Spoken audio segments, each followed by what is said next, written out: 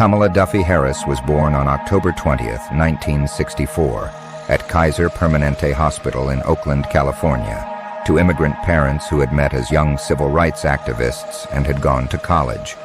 About 2 weeks after her birth, her parents filed an affidavit to correct her birth record, changing her middle name from Lair to Devi, meaning goddess, and Kamala, a traditional Indian name meaning lotus flower.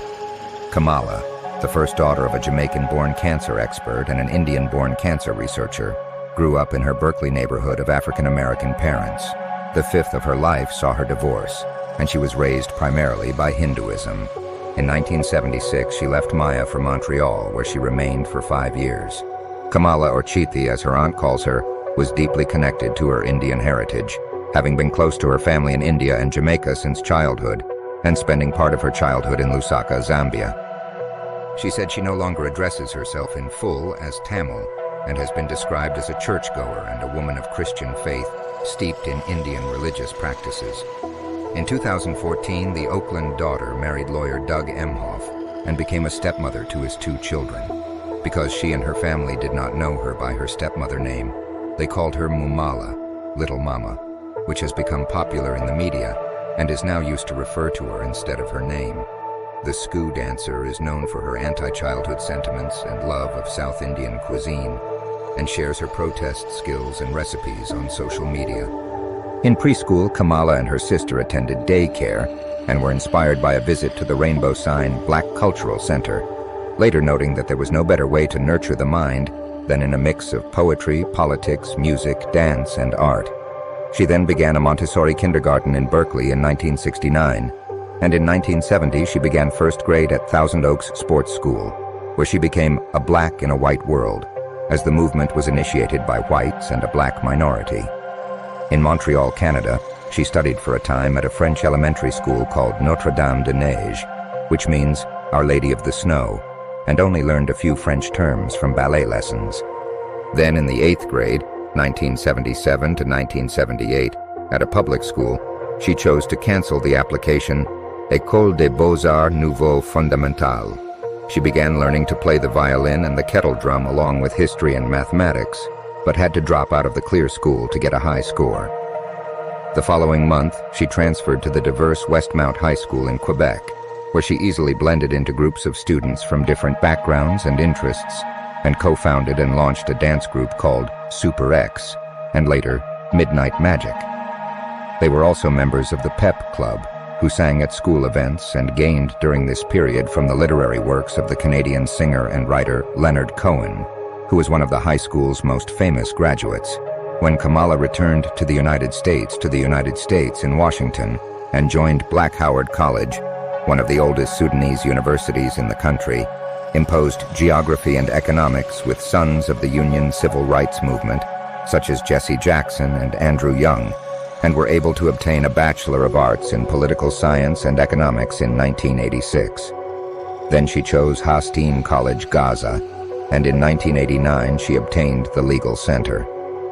Political formation. Harris recalls being a girl, a sea of little legs and chants as her parents marched, and recalls, "Those marches made me who I am today."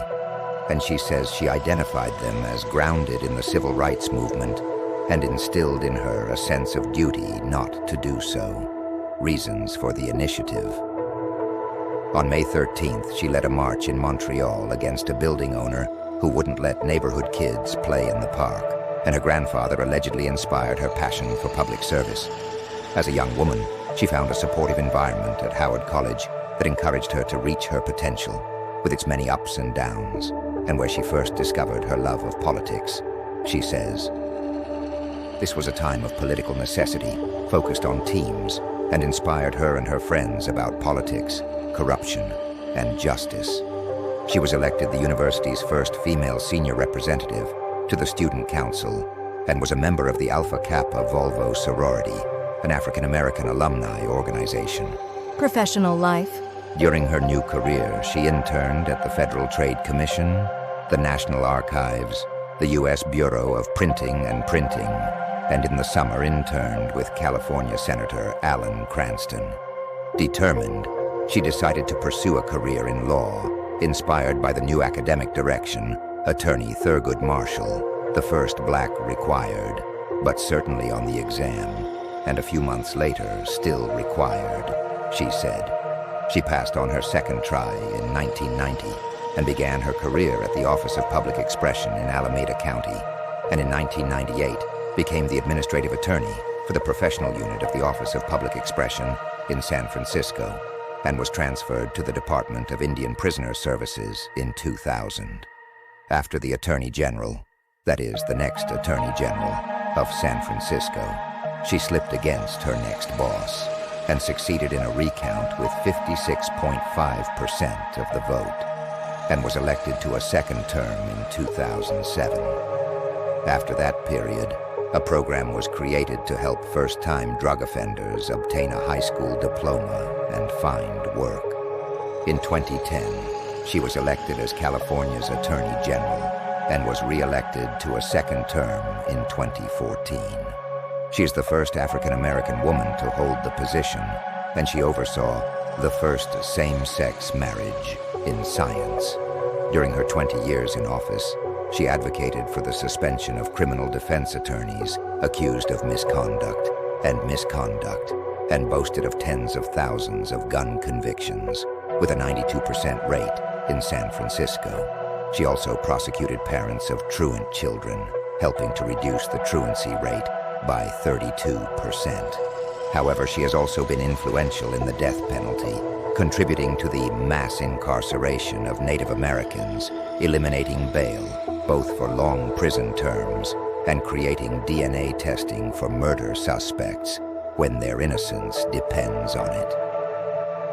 In 2016, General Robert Murray supported them by rigging defendants and then using them against the accused. And despite the fact that leaders prevented them, they invented and then formulated it. In 2021, she took on the second highest office in the United States as the new Vice President of the United States. The road to the White House. After her appearance began to gain from advanced actors, she was also drawn to the field of her native Ukraine in 2016 when she ran for the Senate, becoming the second African-American woman and the second Indian-origin senator in its history to do so. Since her tenure in the Senate, she has been a Democratic opponent of the decisions governed by the Practice Administration successfully. From the committee positions in the court, she was selected to hear the hearings of proposed justices for the Supreme Court. Discovered by her unforgettable candidacy for the Democratic primary in 2019, the Brown Star shone in the first admirer and chose her, leader subdivision in the 20th century, before he withdrew from the race and supported him as he made change for the presidency, and he backed down from building it for him. And on August 11th, 2020, Vladimir chose her. On November 7th, 2021, she entered history at the age of 56, becoming the first woman to be elected to the position of Vice President of the United States after 3 previous candidates failed. Although the United States began working mainly for about 3 years, she became the most prominent figure in the Democratic Party and politics. She began working in a place where she is only 1 step away from the presidency, and she is seen as the greatest DPRK in her position in its history. In November 2021, she was for 85 minutes a minute for the country, while she was under pressure to pressure stenosis that requires anesthesia, and that day is waiting for a new chapter in its strategic date. Awards and honors. Ranked 3rd on Forbes' list of the world's most famous women for 2023, 2020 and 2022, and 2nd in 2021. Time magazine named her the New Party Girl of 2020. Forbes ranked her among the richest people in government for 2020, with a fortune of $7 million. She was included in Newsweek's 20 Courageous Women list. She received the Thurgood Marshall Award in 2005. Dear viewer, we hope to live up to your expectations. We hope that you will honor us by subscribing